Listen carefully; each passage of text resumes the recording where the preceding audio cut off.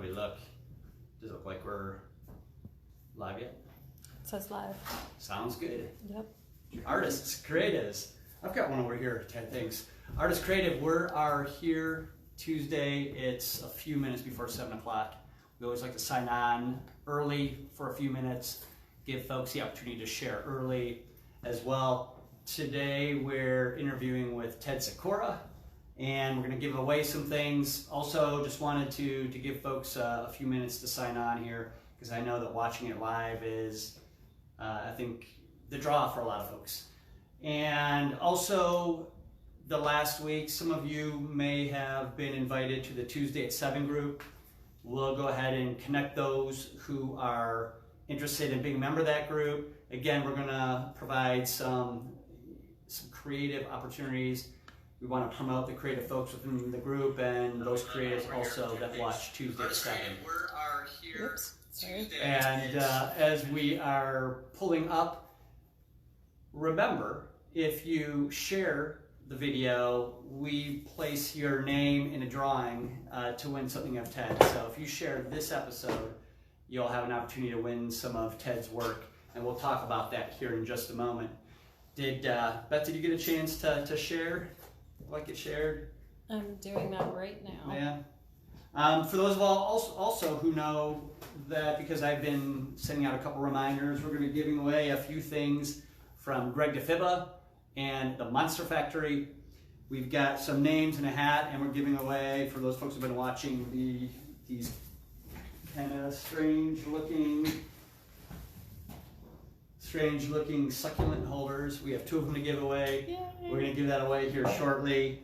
I know there's been some demand for this one right here. It's kind of strange looking, but Greg DeFibba, again, he was the one who we interviewed a few weeks ago, and he is the mentor, one of the mentors for me in my time as a special effects makeup artist. Carrie asked if you would mind talking real quick about voting for her for the Face Awards. Oh, yes. Oh, Carrie Esser is a member of the special effects team that I belong. It's called Gen XYZ.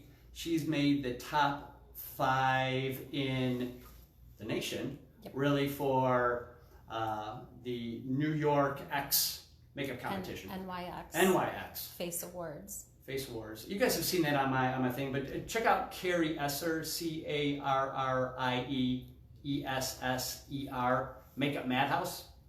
And when you get on, check out her website, makeupmadhouse.com, and also take a look, because I've shared it within my feed as well. Again, she's a member for Tuesday at 7.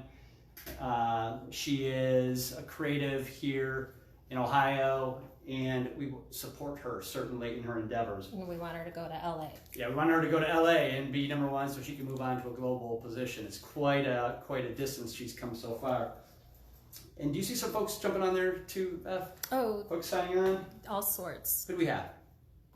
I saw Steve Banks, Steve Delaney, Kelly Chaff, Franklin Romeo, Siobhan. Hey, Siobhan. Hey, guys. Adrian Pogozelski. I'm sorry if I just destroyed your name. Yeah, Mary Kay Flaherty, Jerry Schmidt, Annie. Hi, Annie. And then Carrie, of course, Andrew Liptak.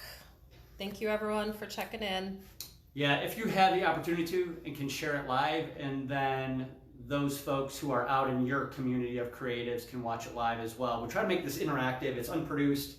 We try to have some interaction between the people watching it live and the artist and creative. Again, today we're going to be giving these 2 guys away. Again, this is from Greg DeFibba. He was on a few weeks ago. He helped me navigate the complexities of special effects, and he kind of donated these 2 guys to be given away tonight, these 2 heads. We got cactus in this one, we got some succulents in this one, and as a matter of fact, maybe I'm going to give that away. So inside this hat are a bunch of names of everybody who shared the video back with Greg, and I'm going to reach it in here. Beth, I'm going to have you draw. And the winner for the bulging head succulent is Nathaniel Kaiser. Nathaniel Kaiser. Congratulations. If you could go ahead and place it there. And we have one more. There's still several names here, but I think folks get a pretty good opportunity to win if they're sharing. And that's for this one right here. Joe, you folded it right over his name. I know. Buscarino. He'll probably enjoy this because I know that he makes props and is in that business as well. So thank you guys for sharing. Again, in the past week, many of you have been invited to the group, and I'm going to be inviting as many people as I possibly can. Again, we're going to try to push this aside so we can promote within the group, talk within the group, talk about things like voting for Carrie, promote Ted and his work, as well as the many artists that are part of this, whether we've interviewed you or not. But in the meantime, what I'm going to do is introduce you to Ted. Ted, come join us. Hey, thanks for having me, Roger. Yeah.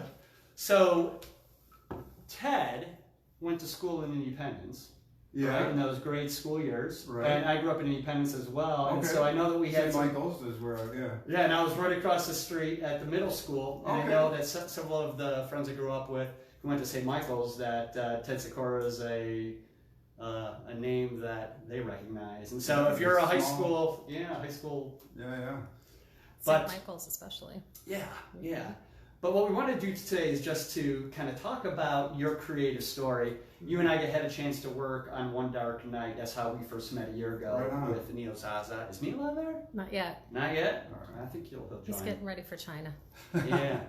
But with that, what we wanted to do is we're going to open up to some questions. Beth, if you could kind of monitor those.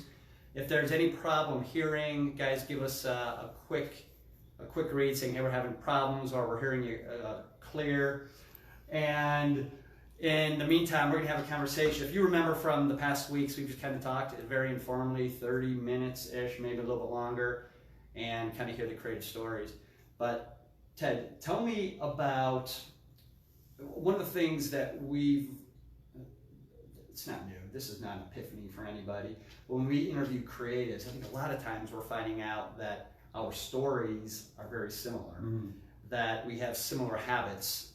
And so I guess my question is, tell us about early on in your life when you realized that creative areas were a draw to you. I think I got my first comic book out of a vending machine. There used to be these comic book vending machines, and it was Amazing Spider-Man 141. It was Mysterio, who in turn was always then my favorite villain. And I love the last movie, by the way. But yeah, there was something about comics that just drew me in. And I also found that not a lot of kids were reading comics. So it was my thing, and I really liked that about it too. It's gotten so popular these days, with all the films and everything, but I really liked it when it was sort of like, a little more niche, but I think I was just so inspired by what, Kirby, Stan Lee, Steve Ditko, John Romita Sr. I mean, to me, that's the greatest rock band of all time. And the way they developed these worlds, that's something I aspired, to do with our comics. And, just growing up, I was always drawing my favorite heroes, Spider-Man, or as I was pointing out here, Moon Knight. Yeah. I love me some Moon Knight. And I would draw my own Moon Knight comics all through high school, and I just kind of got into my career. Took a lot of weird turns. Like my degree from Akron was in advertising, but I had a recording studio in my house. I was doing music for years. We wrote musicals, and then I did an independent film called Hero Tomorrow with my friend Milo Miller. And from Hero Tomorrow, we extracted the superhero character, and he got his own series.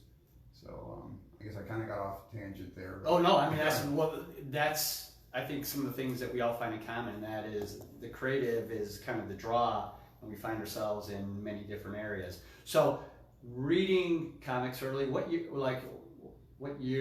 Yeah, how that's all right. 74, 5. 74, 75. Yeah. And were you drawn to comics, the hero, the villain, just the story? What? Yeah, I think I was a big Rogues Gallery guy, you know, like I was a Spider-Man fanatic, so I didn't miss Amazing Spider-Man for, you know, something like 40 years, you know. It was once he became the head of a corporation recently and was riding around in sort of a spider submarine, I was like, I'm out, I'm done, that's it, 40 years, you lost me. But I've gotten back in, actually. So I loved his Rogues Gallery, though. I was excited every time Scorpion showed up, or as I said, Mysterio, you know, Punisher, of course, Doc Ock, Goblin. I just think he's got the greatest Rogues Gallery. So I guess putting that into our own series, we've very, you know, methodically thought about building a Rogues Gallery with every couple issues. So if anybody who reads our stuff, they do see sort of this homage to what Lee and all them were doing. Nice. So vending machine comic. Do you remember what it cost? Does it change or? That was 25 cents. 25 cents. Yeah. You got 25 cents. Yeah. Do you remember where that was? It was near the bowling alley, the Cloverleaf. The Cloverleaf down there? There was something across the street. There was some kind of shop across. I know because I don't know if we did it after bowling or before, but it was right there. I think it was Independence. Yeah. Or is that considered Chicago Heights? Yeah, that is Independence. It's Okay. right down that Mhm. Cloverleaf. Yeah. It's moving there. That's pretty amazing. I remember Cloverleaf. So comics, you got bit by the bug. Yeah. Um, No radioactive powers. No radioactive powers, but at least you Yeah. got bitten and you got Yeah. got connected. Yeah. You read Yeah. all of the. And was there anything other than Spider-Man? Was Like I said, Moon Knight I loved. I would go into all the characters, Captain America, Hulk, Nova, you know, in and out. You know, Spider-Man had like 4 or 5 titles every month. So, you know, growing up, that took a chunk of change. You know, so you're always introduced to the different characters like Marvel Team Up or something. I wasn't as much a DC guy.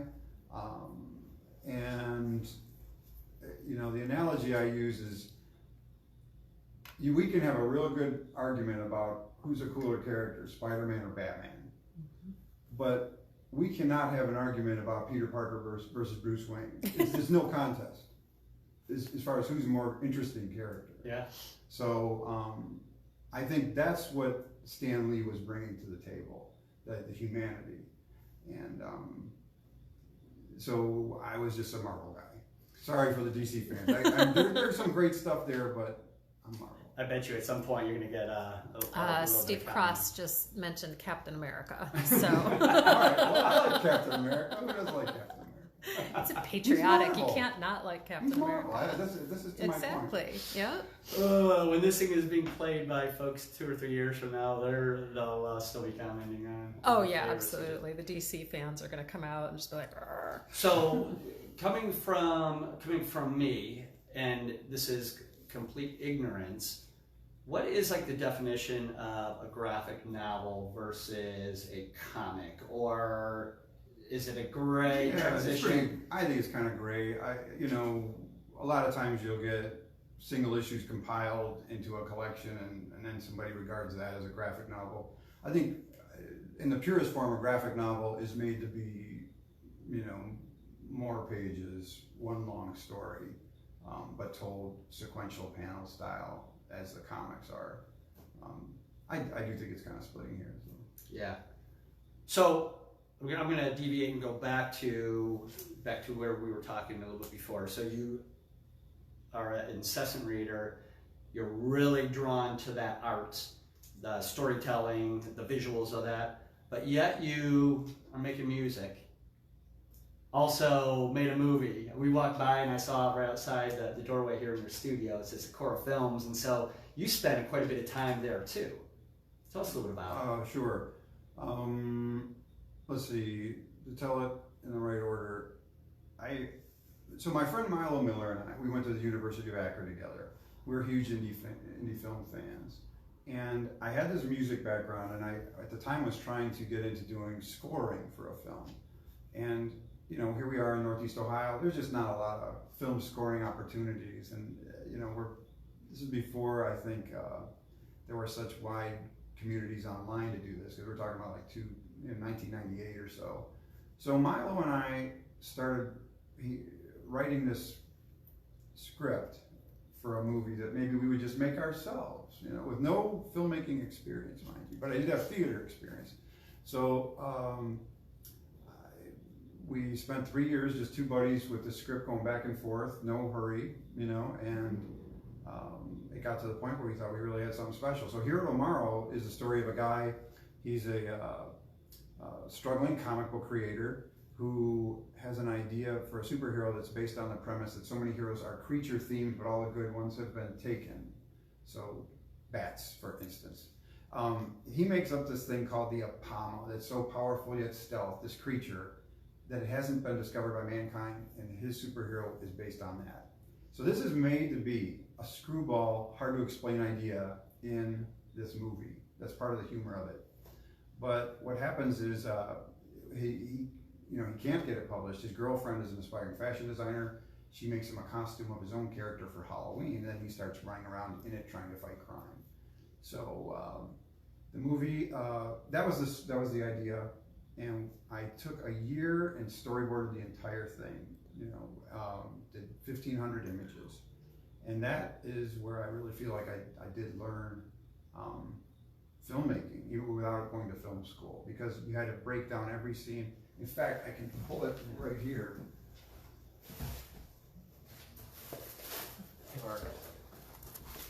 So I'll see if. Oh, this is.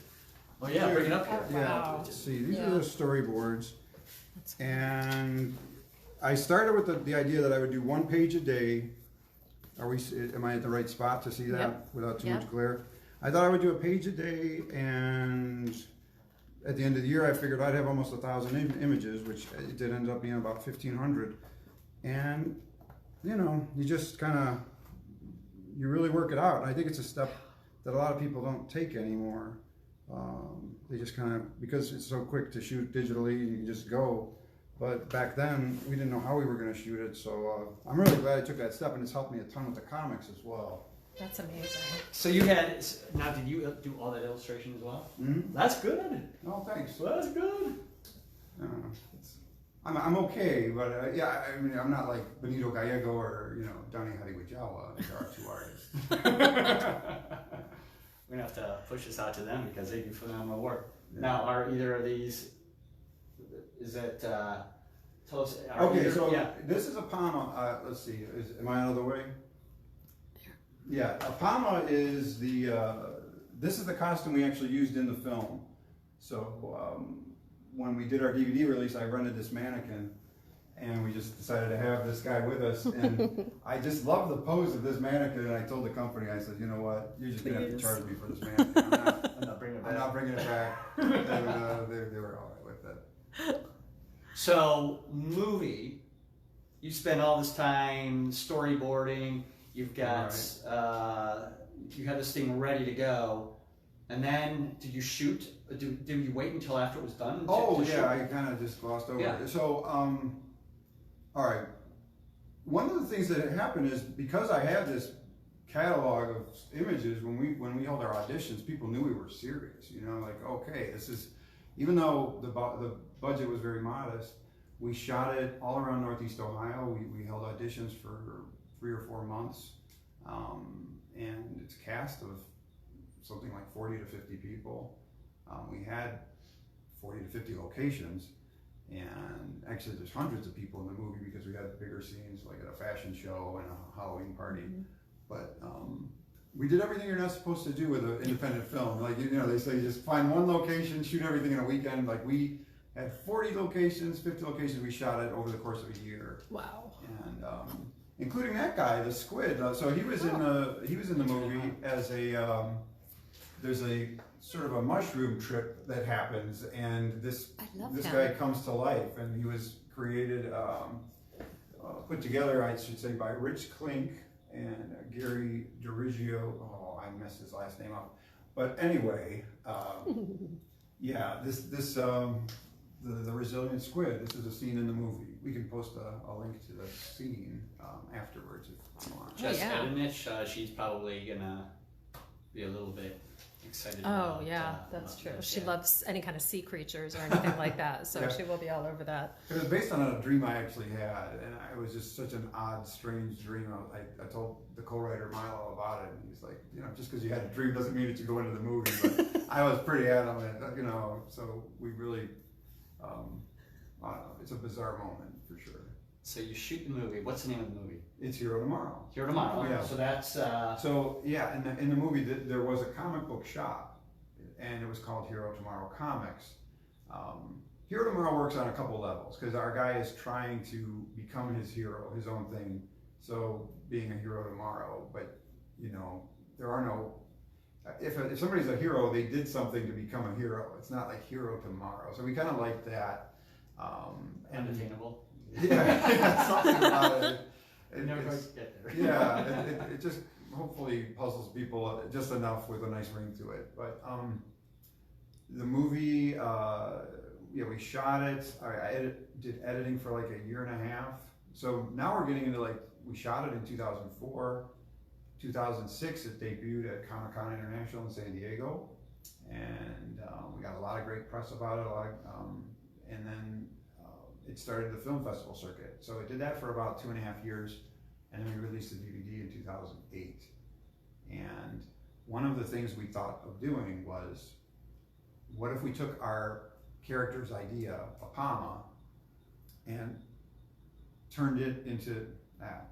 What if we took this is about a struggling comic creator. Right. What if we took his idea and made a comic of it, as if it was published? So it's not the story in the movie whatsoever.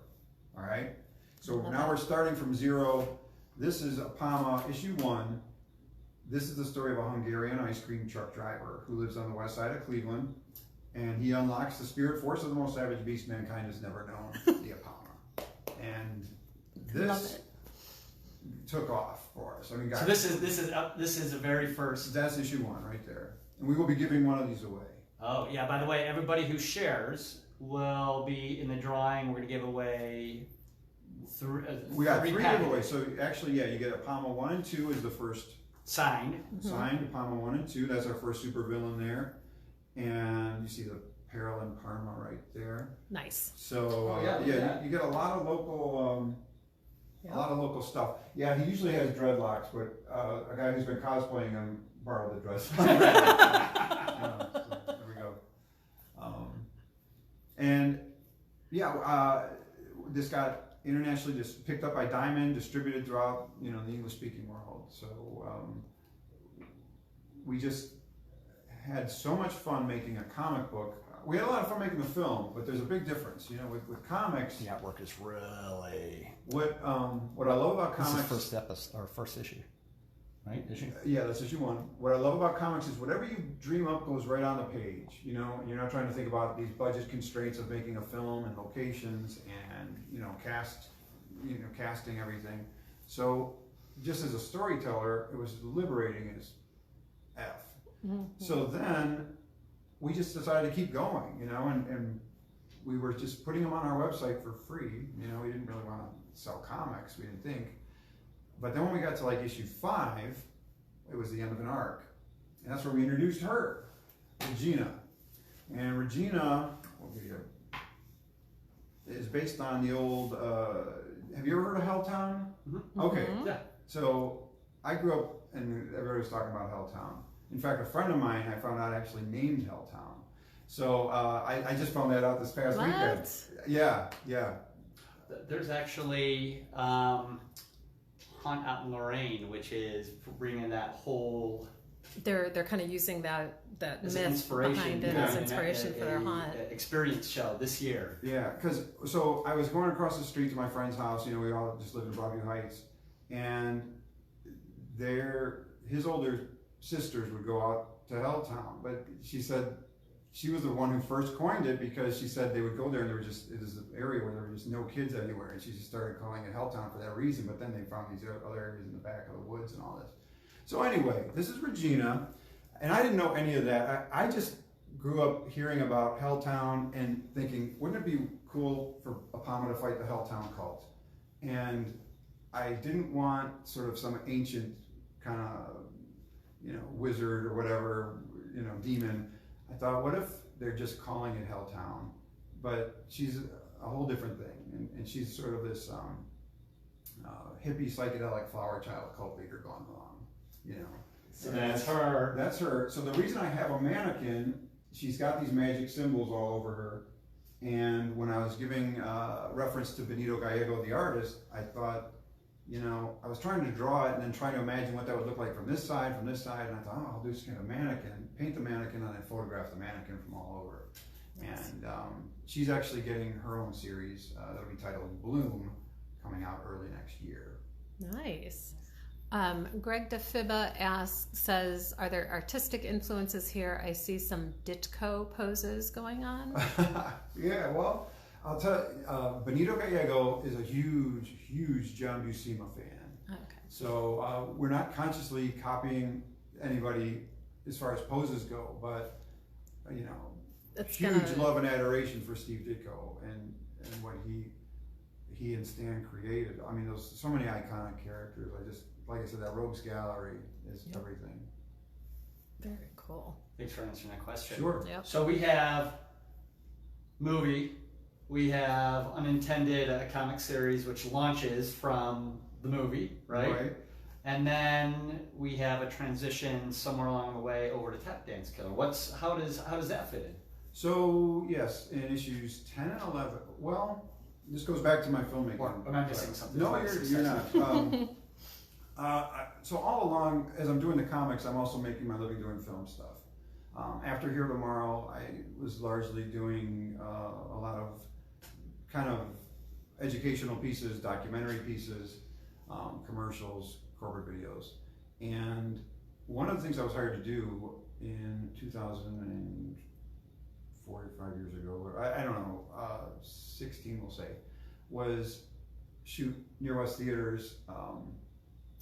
Well, they hired me to document the last performance at their Bridge Avenue location, St. Patrick's.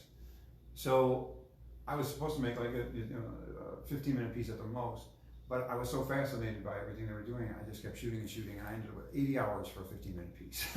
And I told them, I think we've got a much bigger story here, and it's the story of how this place, started with just a cast of like 20 kids, 12 kids in the 70s doing Godspell to opening a $6 million building on the west side of Cleveland that was where they were moving, but they didn't want to lose the history of this place. And in interviewing the cast through the years, the crew, it was just so amazing, the stories, not stuff you often hear about, a community theater. They're sort of a mixed, they're half professional. I mean, the crew is paid, but calling them a community theater is maybe not quite accurate, but anyway, I'm splitting hairs now. I just thought, this place is the new building's going to be built 2 blocks away from where our Apama character, Ilya, lives in the series, and wouldn't it be fun if a flirty woman comes up to him and recruits him to audition, and he's like so sick of being a superhero, he's like, you know what, because he's getting his ass kicked every time he goes out, maybe I'll just try to do this and get my mind on other things. So then it was like, what kind of show would they be doing? And that's when I went to my past from this Nothing Like Vaudeville musical that came out back in like '94, and I created this character, the Tap Dance Killer. There was the mob boss was Sir Terror.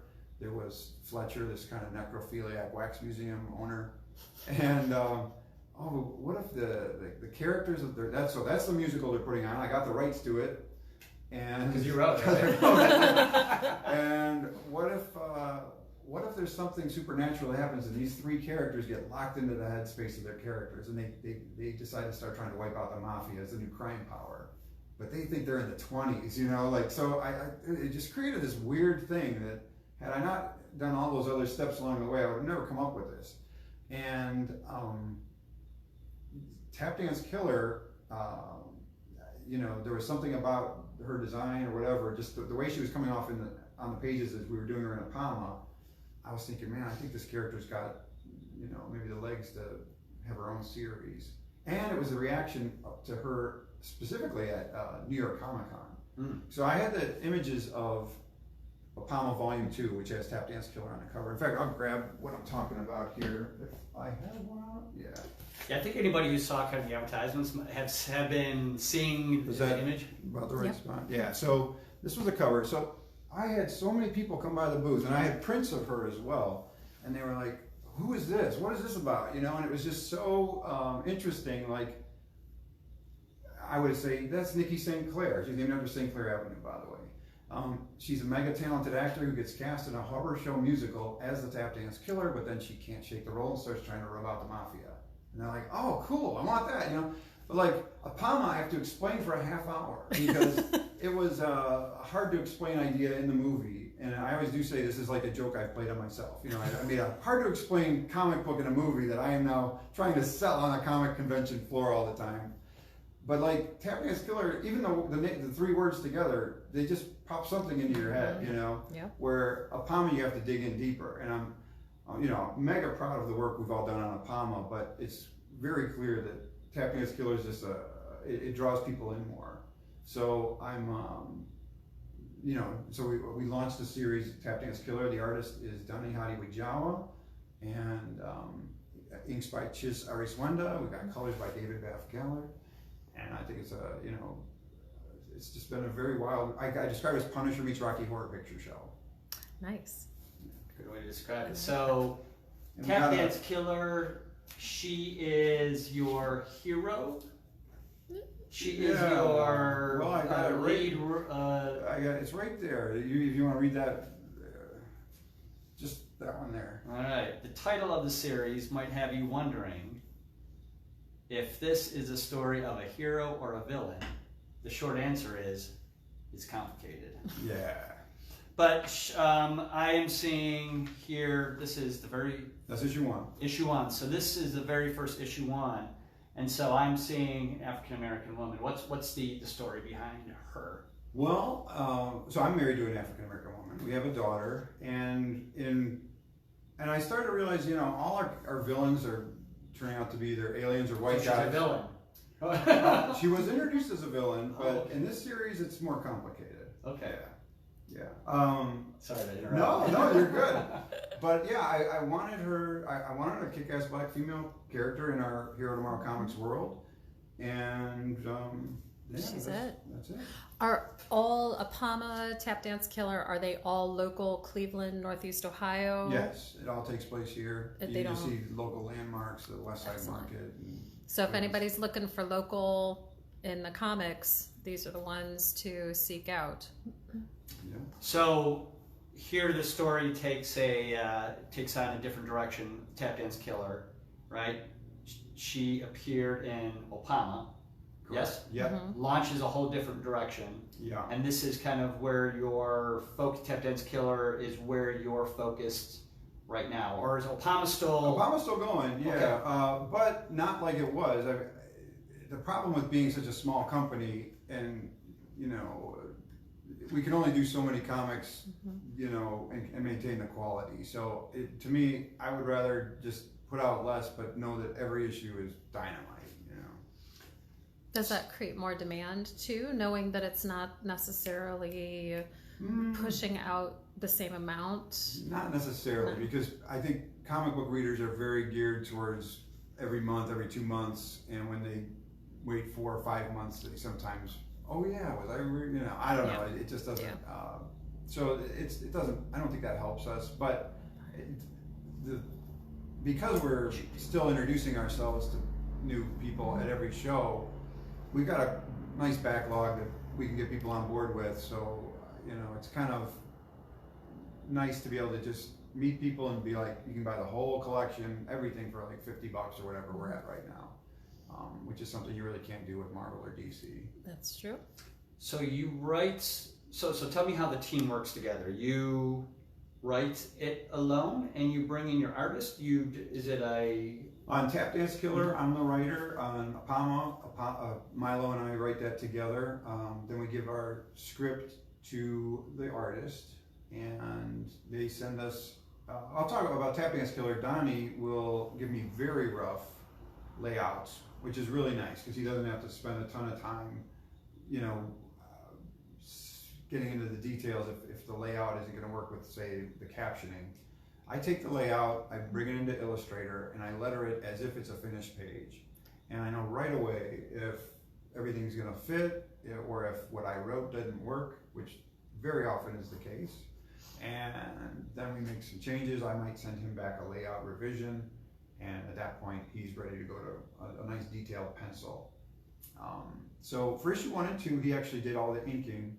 For issue 3, I decided to bring on another inker because the deadline with Diamond is pretty tricky, and we have to give Diamond the cover like 4 months before the book is going to be out, and it's kind of hard to think that far in advance if you're not from this world, which I wasn't. So I thought if we have an inker, as soon as the pencil page is done, I shoot it over to the inker. He gets started on that. The pencils keep going, and everything's just kind of staggered. Once the inks are done, then I can color it, or David can color it, and everybody's moving. Where if Donnie was inking the whole book, we'd have to wait till all the pages are inked, or it's kind of like there's another thing that's very valuable about this way of doing it. So let me make sure. Please. So you're writing it. You hand it off, somebody starts to sketch it, starts to do it in pencil, right? Yeah. As soon as you find out that works with your story, etc., he finishes out the pencil and then moves it. He hands it off and it goes to an inker, who then is dropping, and meanwhile, it continues down the line. You continue to write, and it keeps moving down all the way to color, right? Yeah, and well, what I wanted to was, if you look in, I'll hold this up for the camera. We're really into detailed backgrounds.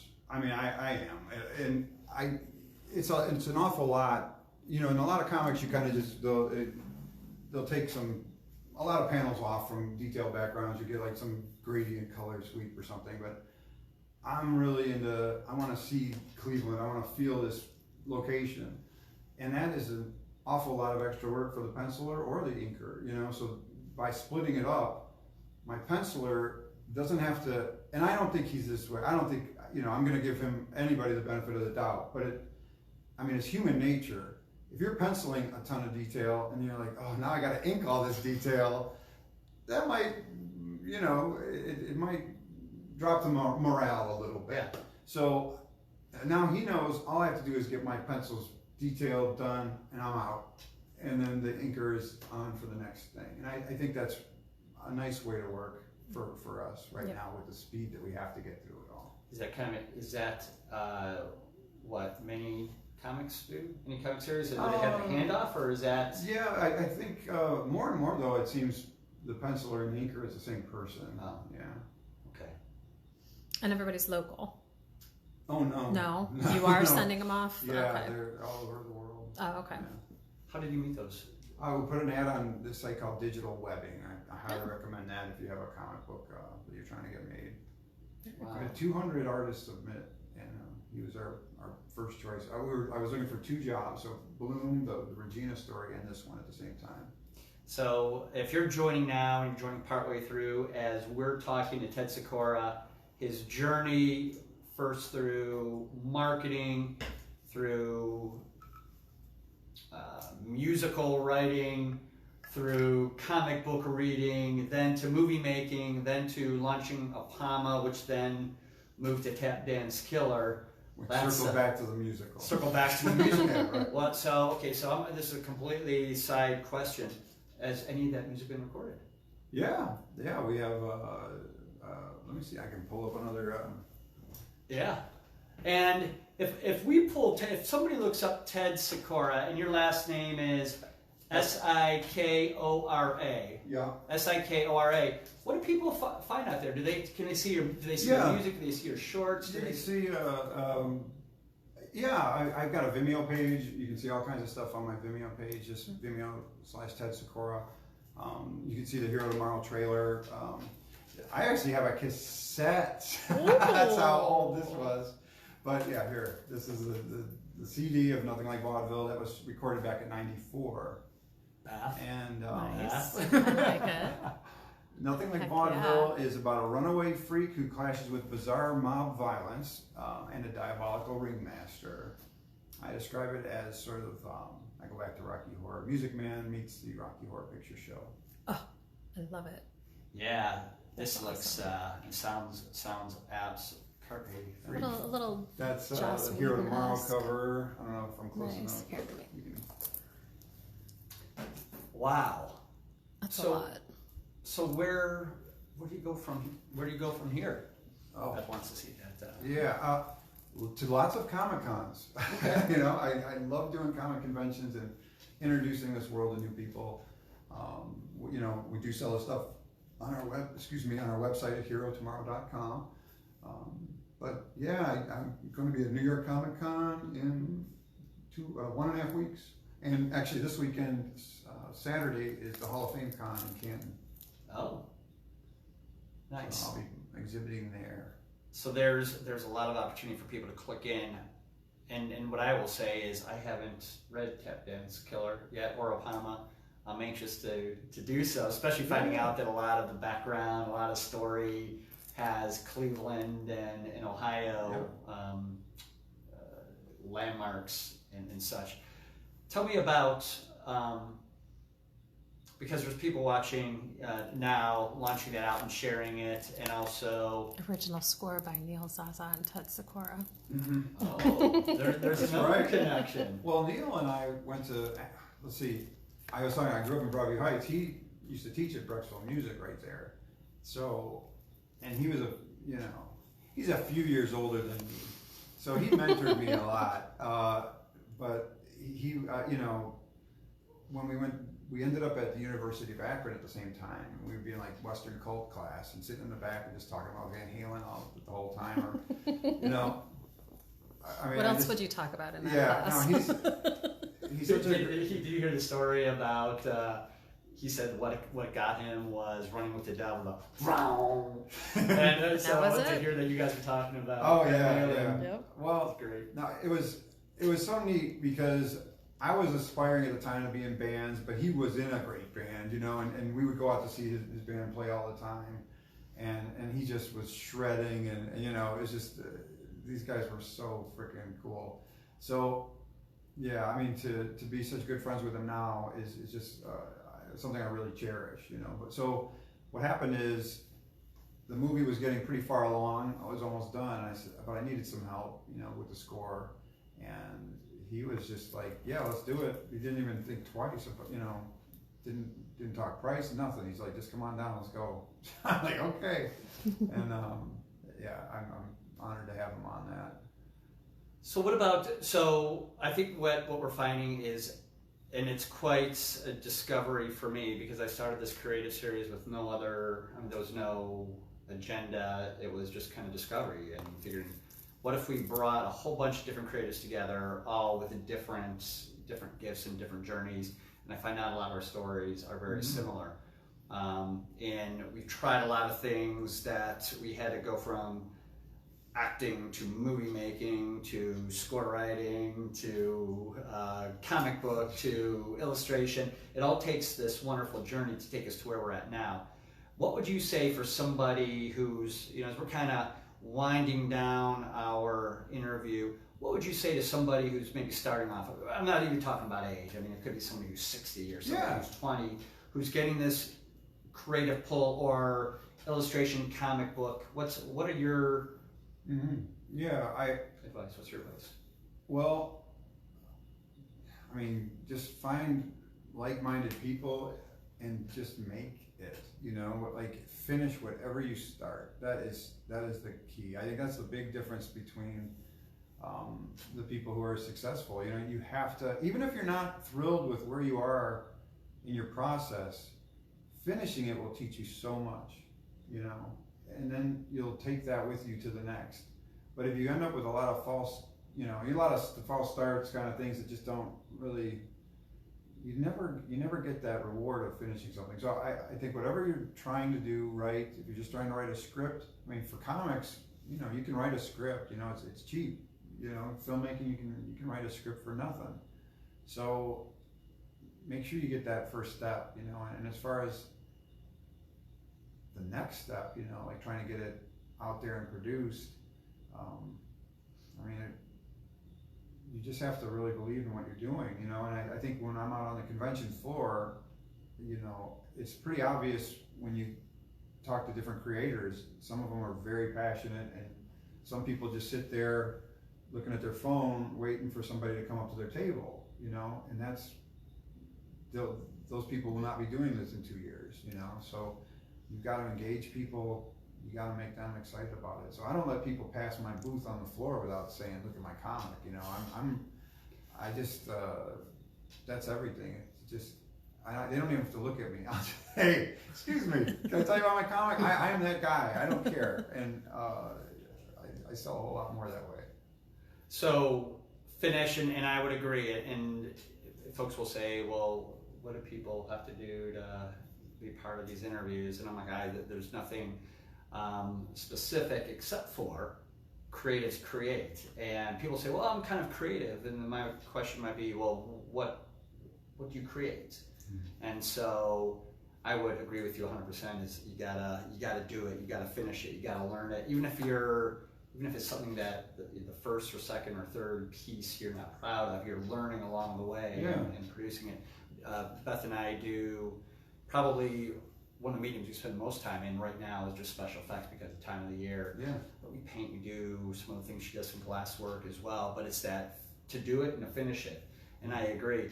And then also, I think what we're finding out is that having this creative network, it's like, oh, now you had Neil to help you with the score, and that you had these bits and pieces that kind of fit together, and you were able to call on other creatives to help you with that. No, 100%. Yeah, bring that baton, run that race. Any questions going through? I know that there's been a lot of cool stuff. Remember that when you share this video, and when you share, you can also share it to a select group. Some folks will share it to a creative group. They may be part of an artist group. You can share it to a group. You can share it to your friends list. You can even share it to, let's say, 5 people in your friends list. And if you hit the share button, you can choose those options and send it specifically to 1 or 2. But when you share, we're going to give... Yeah, so we got three packs. 3 packs. All right. Tap Dance Killer 1 and 2. Signed. All of these will be signed. We will do Apama 1 and 2. Signed. Nice.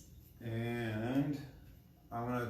First appearance of Regina, that lady there. Oh, nice. And we'll throw in Tap Dance Killer 3, which is a homage to the Kiss Destroyer album cover.